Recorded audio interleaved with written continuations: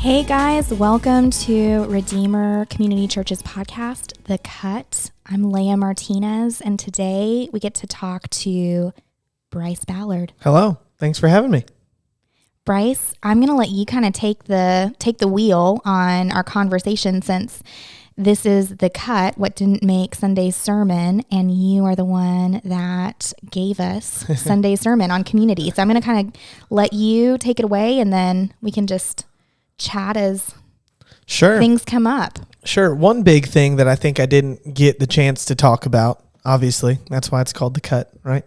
Can only fit so much in that 25, 30-minute conversation during Sunday is, we talked a lot about community. We talked a lot about letting others enter into the messiness of your life, you pursuing and entering into the messiness of others' lives. We talked a lot about, as the battles are raging around us, how important it is to have people on your side that are helping you, figuratively, hold our hands up and acknowledge that the Lord is our banner. But one thing we didn't talk too much about on Sunday is what happens when I'm searching for community. Yes. I am looking for community. I'm looking everywhere, under every rock, trying to find it, and I just can't. Yeah. Right? I think that's a major struggle for a lot of people, especially early 30s, late 20s. I think it can be hard sometimes to really try to find that community, to even attempt to enter into the messiness of someone's life. Yeah, absolutely. I heard someone say this, so this is not anything really that comes out of my mouth it's not original thought. It's from someone else. Sure. But I can't remember who to give this credit to. But remembering like our college community, for those of us that went to college, or perhaps like really good friend groups from when we were younger, like how long did it take for those relationships to get built and really be strong? Like at least a couple of years, if not more than that, right? And so I think we have to ask ourselves the same question, that we can't have that deep intimacy, that deep connection right off the bat. Like it's going to take some time, just like it did with those other deep friendships that we've hopefully experienced in the past. Yeah, and I think in the college world, it's super easy almost because if you're living in a dorm, I don't know, I went to Bible college, Moody Bible Institute of Chicago, and it was like set up for community. This is like what they did. Your dorm floor was almost like a fraternity or sorority. That's just the vibe that it had. And it was almost like you could not be not in community. Right. It was just in front of you. You're living with these people. You're in there 24/7. And, Moody was unique in the sense that we all kind of had the same goal. We're all trying to go into ministry and serve the Lord. And it was just very natural. And then, for me and my wife, when that was such a fruitful time for us and growing in that community and diving into getting to know people and letting people know us, that all of a sudden you exit out of that after 4 years and you go somewhere and you try to put down roots, and it's like ground zero. Yeah. And it can be hard. Oh, for sure. For sure.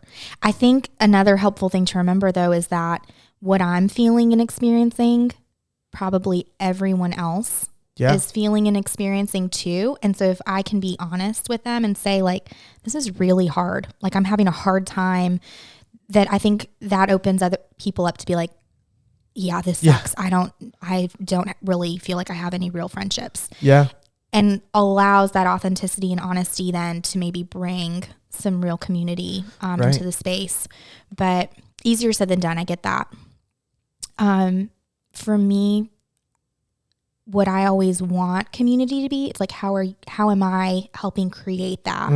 And so if I want community to look a certain way, or I feel like I'm the outsider or the person that's not part of the in-group or the clique or whatever it is, okay, well then who else is not in that in-group and clique, and how can we form our own, and I don't want to say like our own community, but how, there's other people. I'm not the only one feeling this way. Yeah. And so instead of maybe having a pity party, okay, recognizing these feelings that, again, other people are feeling them too, and how can I help like bring them into a community that I want to see happen, which is like really against the quote that I'm going to read later. And on that note, like I'll tell you, the easier thing to do is to have the pity party. Oh, 100%. The easier thing to do is just to step in and be like, well, I just don't have community. No one wants to be my friend. No one wants to have community with me. So I'm just going to stick my head in the sand I'm just going to give up. For sure. I tried this or I tried that. Or sometimes, to be honest, we won't even try. Because we're so afraid. And I mentioned this a little bit in the sermon, but we're so afraid of getting let down. We're so afraid, sometimes community, relationship, it can break our hearts. It just can. And we're so afraid of that. So we'll make all these excuses not to seek it out. I just don't have time, or it's a super busy season. That phrase drives me nuts sometimes, because the seasons have start and ends, and we use that phrase season to say, I'm just in a season, but that season never has an end. So it's I'm just in a busy season, and then 10 years later, I'm just still in a busy season, and we just run and run and run from that community. Yeah. And it can be like I mentioned on Sunday. I mean, we were designed and meant, as we're in the image of God, to be in community. Mm-hmm. And it takes time, takes effort, takes vulnerability. Yep. But it's so worth it. Oh, absolutely. And we bring our authenticity and vulnerability into that space. I think we help the community be better, because then we help them along that journey too. But it does have to be both ways. I mean, I'm not saying to the individual, you have to do all the work to get into community. It's the community's job as well to always be looking and making the table wider and gathering people in and making people feel welcome. It's two-sided, but I think we just have to have proper expectations on either side. And then just, again, assume the best about people, that we're thinking about ourselves a lot more than we're thinking about anybody else. Yeah. And it's probably true for all of those individuals too. Right. They're probably not thinking about me that much. We think they are, but they probably are not. But they're probably not. And so just thinking the best about people, assuming the best. So being on the Redeemer side of things, you've been in the congregation, but you've also been on staff. I think a question that I didn't get the chance to address that maybe you could actually better address is, what are some avenues, what are the best ways that the Redeemer community, our little church community, can seek that out and enter into that? Oh man, buckle up. This is something that I know you're passionate about. So buckle up. Here we go. I mean, obviously the kind of obvious on-ramps would be getting involved in a small group. If you are a woman getting involved in women's ministry, Jody does such an amazing job with helping create a safe place for women to know each other and to know the Lord. Yeah. But I would also say this, you have gifts and talents and abilities, and the only way that we're really a true community is if every single one of us do what we've been given together. And so while, yes, there is a staff, I really believe the staff is not there to to drive ministry. We're there to help facilitate ministry that's hopefully already happening. And so, again, this community that we desire or want, and this is so opposite. I'm sorry, Dietrich Bonhoeffer, this quote I'm going to read in a little bit. This is literally the antithesis of what he's saying. But I think we have to remember, okay, as much as it's on the people around me, it's on me too. Mm. And so what has God given me, and how can I step into a leadership role, whatever that looks like? Because leadership is influence, to help grow the body. Yeah. And in that, I will grow as well. So I know that's a vague answer, but I think a lot of times people are waiting for permission or power to be given. And I just want to be you already have it. You already have it. The Spirit lives in you. And so you have the power of the Holy Spirit inside you. And again, you are made in the image of God. You have gifts and talents and abilities. And so yes, we as a staff, how can we help dream up how that can happen? But we want to help facilitate that, not necessarily be the ones to drive it. A lot will not get done if you're just waiting on a couple of people to do it. And that's a big expectation for people to put on the staff's shoulders and say, hey, if I don't feel like I'm in community here, it's your fault, right? It's the staff's fault. It's this, it's that. It's whoa, hang on. Because there's avenues there, I think the first question is, have I sought them out? Have I gone to Jody's women's ministry during the week? Am I in a community group? I know for me and my wife, Annie, when we entered into our community group, it was the worst but best possible time, because it was during COVID. Yeah. You know, and it was like, we all show up and it's outside because it's during COVID. And it's like we all these couples, and we all had the same story. We all were sitting there and we're like, yeah, we just really feel like we've been in Johnson City for several years now, and we just don't feel like we have community. It's just not there. It's not present in our lives. And we're looking around. It's like, it's because we haven't searched it out. It's like, we've been at Redeemer for 2 years. This isn't the first time that we are even attempting to have community. And it was like, yeah, although it was kind of on the back end of COVID, in the middle of COVID, it was like, man, we need this. And as we went around the circle, it was like the same story. And that kind of ties back to what you're saying at the beginning. It's like, you're not the only one that's probably feeling this way. Absolutely. And it has been such a blessing in our life. It's been such a powerful ministry just to be in community with people who are going through the same things as us, in the same stages of life as us, and speaking truth into each other's lives. I mean, we would not trade it for the world. Yeah. But we also had to take that step, right? Like you said, the ministry was facilitated, right? The leaders that are leading our small group are not part of staff, but they were facilitated and trained and, walked through what this looks like to own a small group and to lead a small group. And then they opened up their home in time, and it's like, hey, here we are. Yeah. And it's phenomenal. We love it. I love the story of your all small group. Yeah. It was actually in between. We didn't have someone over small groups at the time. And I remember sitting in Jim Fickley's office, and we were like, who can be small group leaders? And I was like, I think we should ask Carly and Harris Goodwin. Yeah. Yeah. And then months later, hey, here we go. Here you go. Yeah. They keep, years later. Yeah. They keep trying to break us up, and we're like, no. No. It's too soon. Too soon. 2 years. Soon. Sure. Well, what else, Bryce, from your sermon, did you feel like you didn't get to really hit on, or had to cut out?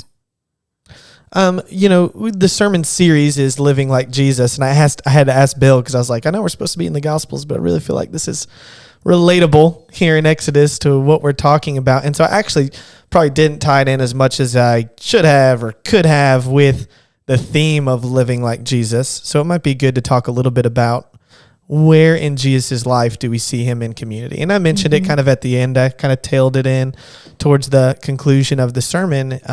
As we kind of stepped into communion, it was like, hey, the first time we see the Lord's Supper instituted is around a table with Jesus' 12 closest friends, we can say, after living with them, doing life with them 24/7 for 3 years.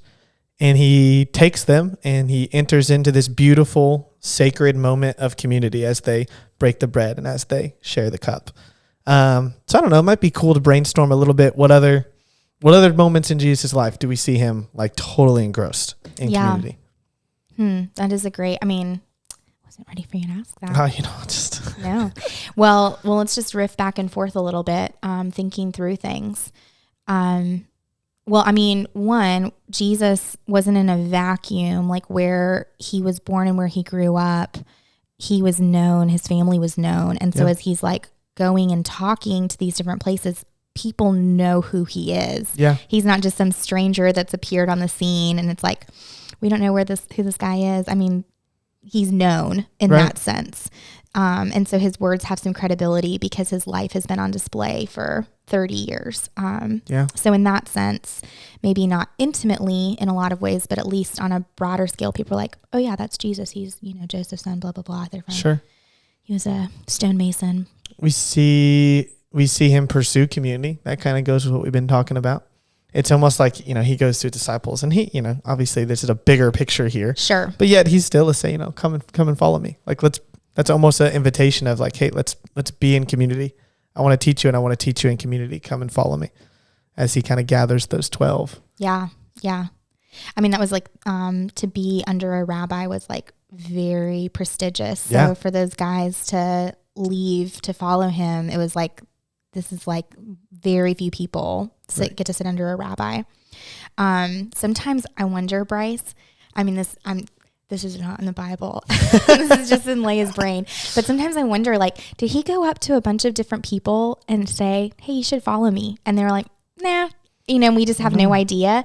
And these were the 12 that said, yeah, I'll follow you. I don't know. Sometimes I think about that because as we're going through life, we're going to have moments where, man, there's just like this connection, and maybe there's a really good spiritual conversation or a relationship comes out of a moment in time. And we're like, man, that was so providential. Yeah. But then how many other moments are there where like you still are kind to someone and there's the possibility for that to happen, but it doesn't happen for whatever reason. And so part of me wonders, like, did he go up to other people and be like, come follow me? And they're like, nah. No.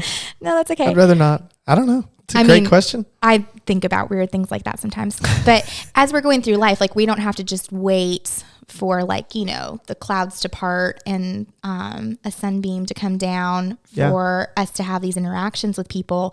We plant the seeds all the time. We call out humanity and dignity in another person every single time we have an interaction. Right. And sometimes something really beautiful comes from that. And then sometimes it's just a pleasant, like, have a good day. Cheers. How you doing? Good. Okay. See ya. I think another way that we see him enter into community many times. I mean, there are so many times in the Gospels that we see Jesus sitting around the table and sharing a meal, right? And sometimes it is with his disciples. Sometimes, as we see, it's with people who may not have been high up in the church or seen as holy and righteous. He's eating with the sinners even. But you see him, or it's on the side of a mountaintop. Yep. And he's like, I think that story is really cool in the sense of, he's like, hey, they're hungry. And the disciples are like, what? Well, we don't have any food. There's 5,000 of these people out here. And, the whole story, most of us know it, the loaves and the fish. But I think there's an importance there and an underlying, again, point of God to say, like, hey, we're going to enter into community with these people. And this is why we're sharing a meal. Sure, they're hungry. But like any time in Jewish literature, it's like, hey, when they are eating, when they are gathering around and sharing food, it's like we are in community together. That's why they were so like, Jesus, how could you be eating with these sinners? Because it was such a big deal. Such a form of intimacy. Yeah. To be invited to someone's home. And he was bringing them in for sure, but he was going to them. Right. Like, he was going to their house. That was like off limits, and I'm going there. Shoot, I lost my thought, Bryce. I had a great thought while you were talking. I was like, yes, Bryce, that's it. A lot of Jesus's relationships are based around meals and food and being together and sharing in that way. I know what it was. I imagine that Jesus was not like an extrovert. Sure. Like, he loved people. I know he loved people. He probably got energy from like good conversations, but I think like in community, I think like we also need to know like, hey, it's not just always doing something and always like being busy doing all these things. Because we see Jesus, like you're saying, like going and having the meal or going and feeding the 5,000 and then going and being alone and praying and being with God. And so it's a rhythm. And so I think like sometimes we can be like, okay, so if I need to be in good community, I need to be doing this and going here and going there. And while that can be sometimes true, I think we need to remember, like, if we're looking at Jesus's rhythm, that it's making ourselves available for community and being present and sharing and offering hospitality, but then at the same time, not to the point of like not taking care of ourselves and not being with our Father and not, setting healthy boundaries and those kinds of things. Right. Yeah. Balancing that is so important. And it's like what I said at the beginning of the sermon. It's like, we're not discounting the value of quiet time or the value of solitude in prayer. And like you said, retreating and being filled up, right? As I'm pouring out, especially as an introvert, right? Whose cup might feel a little less empty or less full when they've just been in community for a long time. They need that cup to be refilled, because then, like, what good are you? It's like what I said in the sermon. It's like, what good am I? If I'm exhausted and I've been pouring out all day, I've been running around holding everyone else's hands up, reminding them the Lord is their banner and being in community. And all of a sudden I haven't had a chance to stop and slow down. And then I finally do. And I'm like, oh, that staff, the Lord of the banner, it's on the ground because I've been so tired. And then the battle comes usually is when that happens. It's like Satan knows. And all of a sudden something swoops in. It's like, oh my gosh, I wasn't ready for this because I was not filling myself up, whether that be to, like you said, retreat as an introvert and recharge that battery a little bit so that you can go out and be in community effectively. Right. And be all in.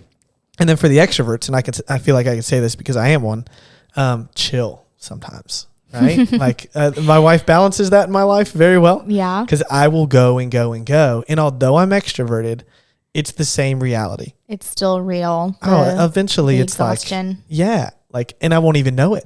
Oh, wow. Because I'm so extroverted and I'm going, and I'm in all these communities and entering into whatever is going on. And then when I do get that moment, that's when it hits. And it's like, oh, like I can go all day if I'm around people and I will not feel the exhaustion till later.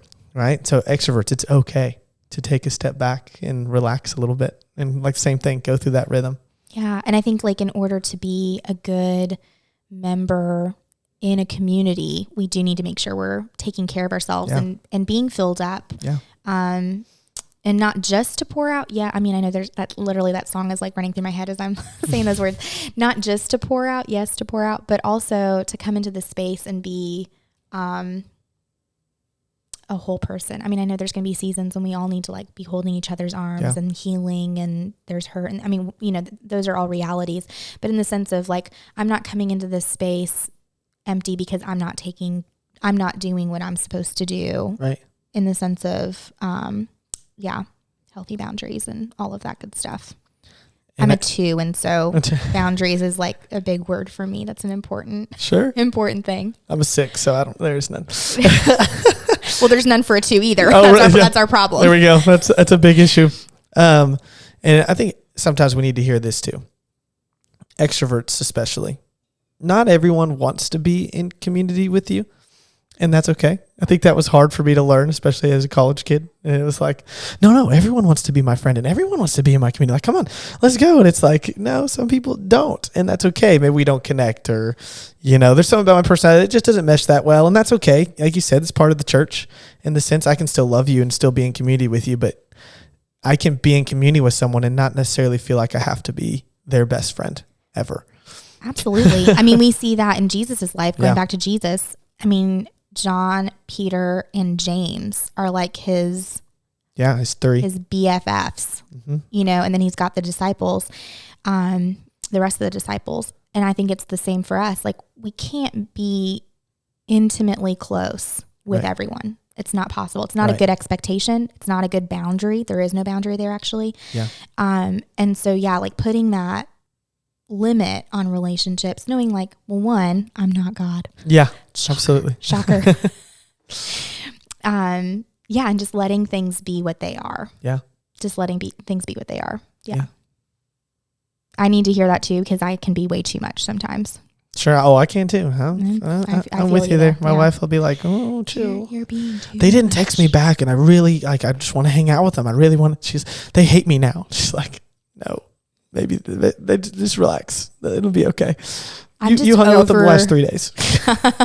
I'm just overpowering. I can be, I can be overpowering. I'm with you in that boat. Yeah.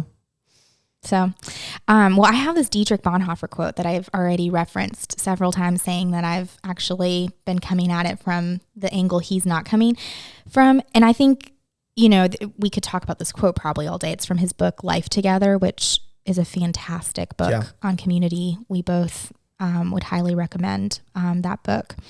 I tried to cut out the quote and I only cut out 2 sentences. She was over here before the filming like, I need to cut out some sentences. And then she just highlighted the whole page. I know. It's awesome. I think we could talk a lot about this, but I love the point that he's making here. He says, those who love their dream of a Christian community more than they love the actual Christian community itself become destroyers of that very Christian community, even though their personal intentions may ever be honest, earnest, and sacrificial. They enter the community of Christians with their own demands, and they set up their own law and judge one another and God accordingly. But it's not we who build. Christ builds the church. Whoever is mindful to build the church is surely well on their way to destroying it, for he'll build a temple to idols without wishing or knowing it. We must confess he builds. We must proclaim he builds. We must pray to him and he will build. We don't know his plan. We can't see whether he's building or pulling down, and it may be that times, which by human standards are the times of collapse, are for him the great times of construction. It may be that the times from which a human point are great times for the church are actually times when he's pulling it down. And it's a great comfort which Jesus gives his church. You confess, preach, bear witness to me, and I alone will build where it pleases me. Do not meddle in what is not your providence. Do not do what is given to you, and do it well, and you will have done enough. Live together in the forgiveness of your sins. Forgive each other every day from the bottom of your hearts. It's powerful. There's a lot of good stuff there. Yeah. But I think for me in reading that, pride is such a thing for me, right? Sure. And remembering, what am I building? Who am I building it for?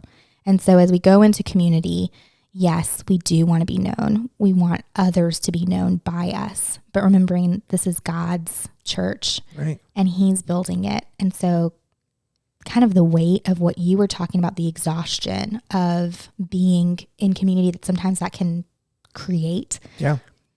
I think sometimes, and at least for me, when I'm at those moments of exhaustion, it's because I am trying to build something or I am trying to create something instead of just participating in what is already existing. Yeah. And trusting you're building this. Yeah. We have such a strivey way that we go about our faith a lot of times. And it's the same thing, strivey in the way that we go about our community. It's like, I'm going to do this and I'm going to build this. And something, again, that I probably didn't get to talk too much about in the message. I mentioned it just very shortly. Like, what prompted Aaron and Hur to go up to the mountain with Moses? You know, like the text doesn't say, but the reality is that they were up there.